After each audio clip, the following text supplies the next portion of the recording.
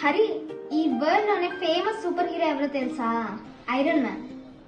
కాదు Srivani, captain America family. మీరు అసలు ఇంటర్నేషనల్ సూపర్ హీరోస్ గురించి ఎందుకు గొడవపడుతున్నారు? మన ఇండియన్ హిస్టరీలో ఉన్న సూపర్ హీరోస్ గురించి తెలుసా మీకు? ఏంటి, ఇండియన్ హిస్టరీలో సూపర్ హీరోసా? మన సూపర్ హీరో అయిన విక్రమార్క గురించి తెలుసుకోవాలి అంటే stories of Betala book చదవాల్సిందే. Vikramarka ఒక గొప్ప రాజు.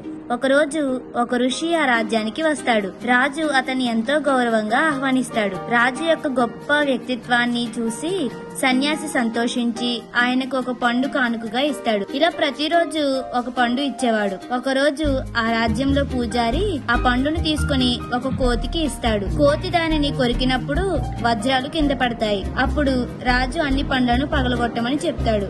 అప్పుడు ఒక వజ్రాల కుప్ప ఏర్పడుతుంది. రాజు ఆ మహర్షి గొప్పతనాన్ని ప్రశ్నించాడు. ఆ ఋషి, ఓ మహాసాధువు, నువ్వు నాకు వీటిని ఎందుకు ఇస్తున్నావు అని అడిగాడు.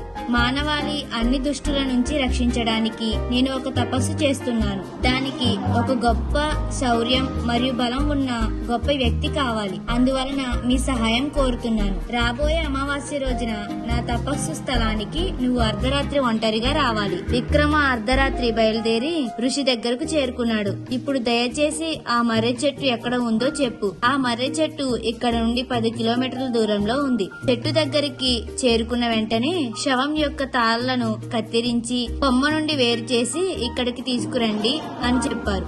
జాగ్రత్తగా దారిలో శవం మీతో మాట్లాడటానికి ప్రయత్నిస్తుంది. ఎటువంటి సమాధానం ఇవ్వద్దు అని చెప్పాడు. విక్రమ చెట్టు వద్దకు వెళ్లి తాళ్లు తెంచుకున్నాడు. అతను శవాన్ని తన భుజాలపై వేసుకుని తిరిగి వస్తున్నాడు.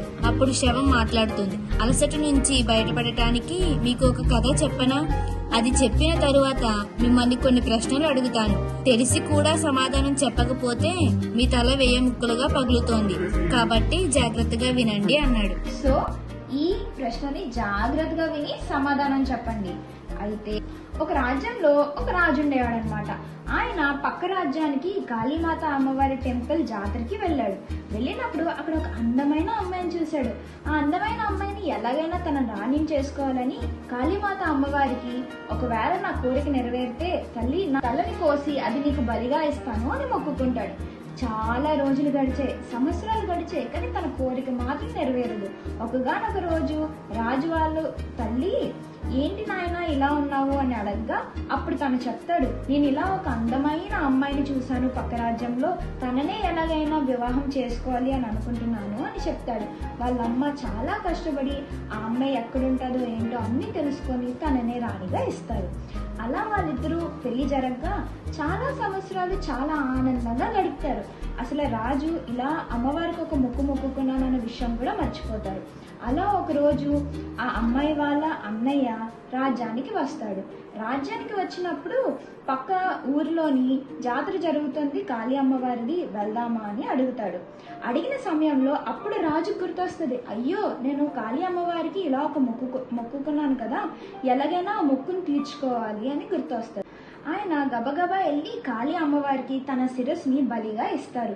అది చూసిన అమ్మాయి వాళ్ళ అన్నయ్య, అయ్యో మా బావగారు ఏంటి ఇలా అయిపోయారు, ఇది నేను చూసి సహించలేను, నా చెల్లెలికి నేను ఎలా చెప్తాను అనే బాధలోని ఆయన కూడా ఆయన శిరస్సుని కాళీమాతకి బలిగా ఇస్తారు.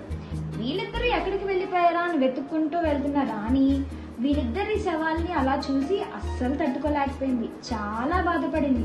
ఆ కాళీ అమ్మవారిని మొక్కుకుంది, తల్లి ఎలాగైనా నా అన్నని ఇంకా నా భర్తని తిరిగివ్వు అనేసి. అప్పుడు కాళీ అమ్మవారే స్వయంగా ప్రత్యక్షమయ్యి, ఇదిగో తల్లి, వీళ్ళిద్దరూ శిరస్సుల్ని కనుక జోడిస్తే వీళ్ళిద్దరూ మళ్ళీ బ్రతుకుతారు అనేసి అమ్మవారు చెప్తారు. అప్పుడు కంగారులో రాణి వారేమొచ్చి భరత శిరస్సు తీసుకెళ్లి అన్నయ్య శరీరానికి, అన్నయ్య శిరస్సు తీసుకెళ్లి భరత శరీరానికి జోడిస్తారు. ఇప్పుడు బేతాళుడు అడిగే ప్రశ్న ఏంటి అంటే, వీళ్ళిద్దరిలో వాళ్ళ అన్నయ్య ఎవరు, వాళ్ళ భర్త ఎవరు, మీరు ఆలోచించి చెప్పండి. తెలియలేదా? సమాధానం ఏంటంటే, మనుషుల్ని ఎప్పుడైనా మనం వాళ్ళ ముఖ చిత్రాలు బట్టే ఈ వ్యక్తి అని గుర్తుపడతాం. సో ఎప్పుడైనా ఒక మనిషికి ఎవరి ముఖం అయితే ఉంటుందో వాళ్ళనే వాళ్ళ భర్త అని, ఎవరి దగ్గర అయితే అన్నయ్య ముఖం ఉంటుందో తననే అన్నయ్య అని గుర్తిస్తాం.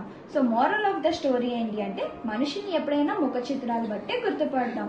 సో ఇలా తెలివైన సమాధానం ఇచ్చిన విక్రమార్కుడు తన శిరస్సు 1000 ముక్కలు అవ్వకుండా కాపాడాడనమాట.